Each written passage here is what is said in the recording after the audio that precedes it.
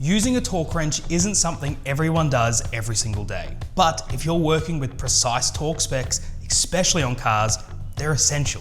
So what exactly is a torque wrench? It's a tool designed to tighten bolts to a specific torque value, so they're tight enough to hold, but not too tight that they break or strip. It's all about precision. You'll see torque wrenches used in things like automotive, aerospace, construction, and even on oil rigs. Torque is normally measured in Newton meters or pound-feet, but most people will call it foot-pounds. Newton meters is the standard everywhere now, but you might still see foot-pounds, especially in older tools or manuals. There are a few different kinds of torque wrenches. You have beam deflecting torque wrenches, dial style torque wrenches, digital torque wrenches, and the click style torque wrenches, which is the most common and the one we're going to use today. The first step in using a torque wrench is finding out what your torque spec is going to be. If you're working in an automotive application, you'll generally find these in your owner's manual, so always consult and make sure you know exactly what the number is before we start talking anything down. For our example, we're going to use 50 Newton meters as our benchmark. This is going to be done on a spare wheel of a car, just to show you and demonstrate how to use this properly. The next step is to find the right socket for your fastener.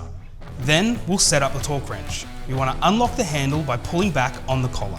Twist the handle to adjust the scale until it hits your required torque spec. So for us, 50 Newton meters. Lock the collar back in and the wrench is set. Now it's time to tighten the bolt. It's important when holding the torque wrench to make sure your hand is on the knurled grip on the end of the torque wrench. You don't want it further up the shaft because it means you'll have less leverage, and if you hold it too far down the end, you'll have more leverage and less precision.